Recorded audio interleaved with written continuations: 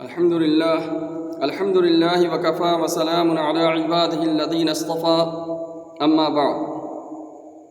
معزز سامعین کرام، حجر اسود کے تعلق سے ایک سوال یہ ہے کہ کیا حجر اسود کبھی چوری کر لیا گیا تھا؟ یعنی تاریخ میں کبھی ایسا بھی ہوا ہے کہ حجر اسود چوری کر لیا گیا تھا؟ تو اس کا جواب یہ ہے کہ ہاں، 317 ہجری میں ایک شخص تھا ابو طاہر کرامتی اس شخص کو کہا جاتا ہے جس کا تعلق فرقہ کرامتہ سے ہو۔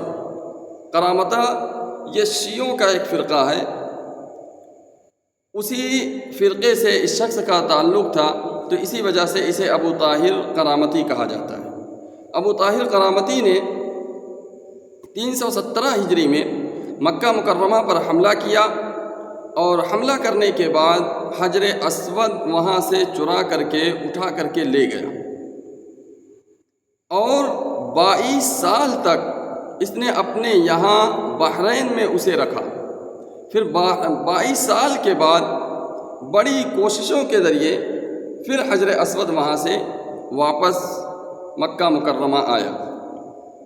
اس نے جو حملہ کیا تھا، اس حملہ کرنے کا مقصد اس کا یہ تھا کہ ہم حجر اسود وہاں سے لا کر کے بحرین میں رکھ دیں گے۔ جب ہم بحرین میں رکھ دیں گے تو جو لوگ حج کرنے کے لیے مکہ مکرمہ آتے ہیں، وہ سارے کے سارے لوگ حجر اسود کو چومنے اور اسے دیکھنے کے لیے بحرین بھی آئیں گے۔ جب وہ بحرین آئیں گے تو پھر ہمارے لیے اپنے عقائد اور اپنے نظریات ان کو سمجھانا اور لوگوں کے لیے اسے قبول کرنا زیادہ آسان ہوگا۔ اس طریقے سے اس کی خواہش یہ تھی کہ جو میرا عقیدہ ہے، جو میرا نظریہ ہے، وہ پوری دنیا کے اندر پھیل جائے گا۔ اس وجہ سے اس نے 317 ہجری میں مکہ مکرمہ پر حملہ کیا، اور حملہ کرنے کے بعد 30,000 لوگوں کو اس نے شہید کر دیا، قتل کر دیا، جس میں سے 700 لوگ وہ تھے جو طواف کر رہے تھے، کیونکہ اس نے جو حملہ کیا تھا وہ 8 ذی الحجہ، جس کو یوم الترویہ کہا جاتا ہے، اس دن اس نے حملہ کیا تھا، اور حج جو ہے وہ 9 ذی الحجہ سے شروع ہو جاتا ہے۔ تو اس نے جو حملہ کیا، اور حملہ کرنے کے بعد وہاں 30,000 لوگوں کو قتل کیا، شہید کیا، اور شہید کرنے کے بعد ان تمام لوگوں کو اٹھا کر کے اس نے جو زمزم کا کنواں ہے اس کے اندر ڈال دیا۔ زمزم کا کنواں لاشوں سے پٹ گیا، اور جب اس نے یہ کام کر لیا، اب اس کے بعد اس نے جو اپنا جو مقصد تھا اس کی طرف قدم بڑھایا۔ اس کا اصل مقصد تو یہ تھا کہ حجر اسود وہاں سے لے جائے، لیکن اس کے ساتھ ساتھ 2 چیزیں اور بھی یہ اپنے ساتھ لے جانا چاہتا تھا۔ ایک ہے مقام ابراہیم، اور دوسرا ہے خانہ کعبہ کا پرنالہ، یعنی خانہ کعبہ کی چھت کا جو پانی ہے وہ جہاں سے گرتا ہے وہ سونے کا لگا ہوا تھا۔ تو اس کی خواہش یہ تھی کہ حجر اسود بھی لے جائے، مقام ابراہیم بھی لے جائے، اور خانہ کعبہ کا جو پرنالہ ہے اسے بھی اپنے ساتھ لے جائے۔ لیکن سب سے پہلے اس نے خانہ کعبہ کا جو پرنالہ تھا اسے اکھاڑنا چاہا، اور اس کے لیے اس نے اپنے 2 آدمیوں کو بھیجا۔ یہ دونوں آدمی جیسے خانہ کعبہ کی چھت پر چڑھے اور اسے اکھاڑنے کی جیسے انہوں نے کوشش کی، فوراً منہ کے بل دونوں کے دونوں نیچے گرے، اور اسی وقت دونوں مر گئے۔ اب یہ منظر دیکھ کر کے کسی تیسرے کے اندر یہ ہمت اور یہ طاقت نہیں ہوئی کہ وہ جا کر کے خانہ کعبہ کا پرنالہ نکالے، چنانچہ اسے ان لوگوں نے چھوڑ دیا، اور اس کے بعد یہ مقام ابراہیم اور حجر اسود کی طرف بڑھے۔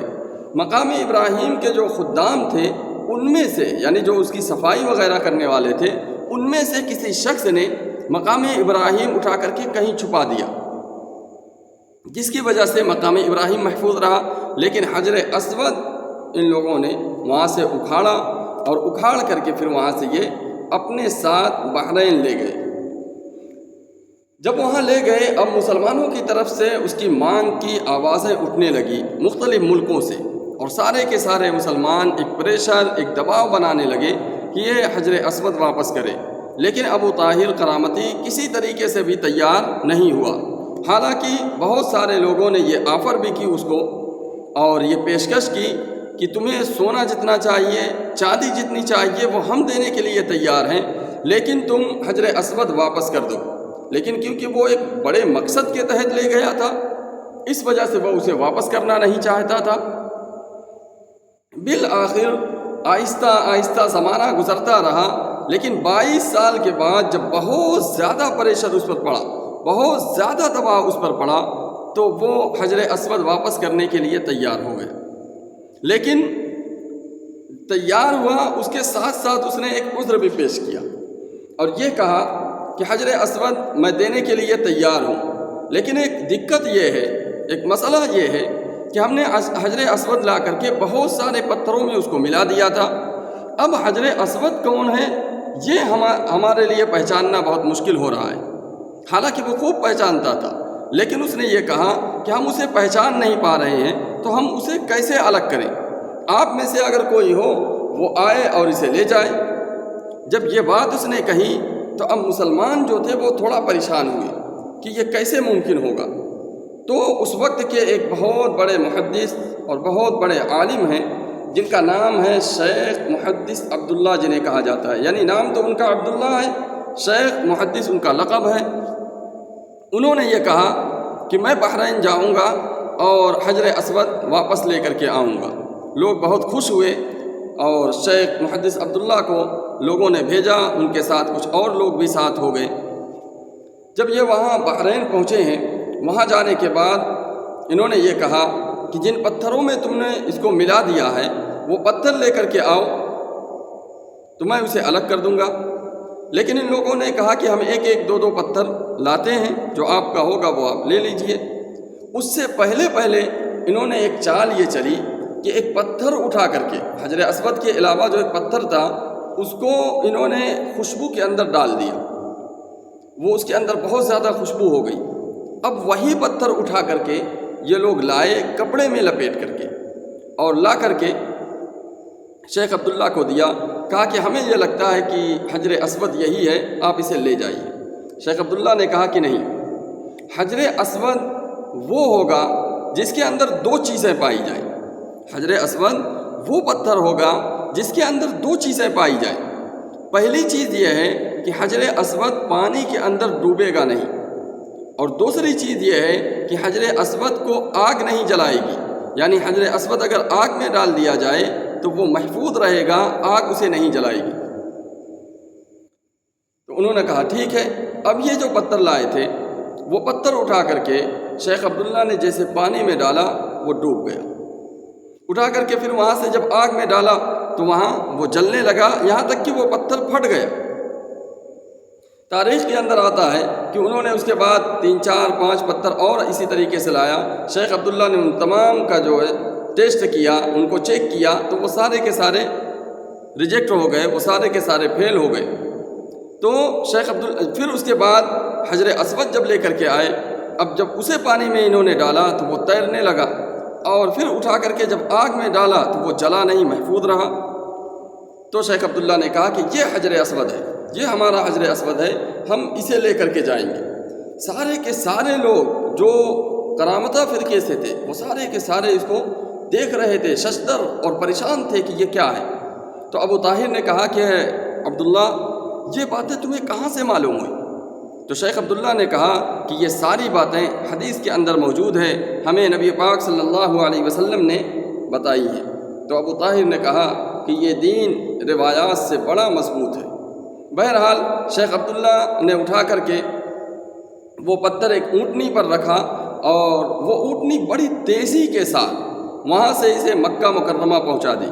حالانکہ کتابوں کے اندر یہ لکھا ہے کہ جب یہی حجر اسود ابو طاہر اپنے ساتھ لے جا رہا تھا تو اس وقت راستے میں 40 اونٹنیاں مر گئیں، کیونکہ جس اونٹنی پر اس کو رکھتا وہ اونٹنی کچھ دور اسے لے کر کے بڑی آہستہ آہستہ جاتی اور پھر گرتی اور مر جاتی، لیکن اس نے بڑی کوشش اور زبردستی کر کے وہاں لے کر کے گیا، راستے کے اندر 40 اونٹنیاں مر گئیں، لیکن جب یہی واپس اسے کرنا ہوا، جب واپس یہ آیا تو ایک اونٹنی بڑی تیزی کے ساتھ لا کر کے اس نے اس کو مکہ مکرمہ میں پہنچا دیا۔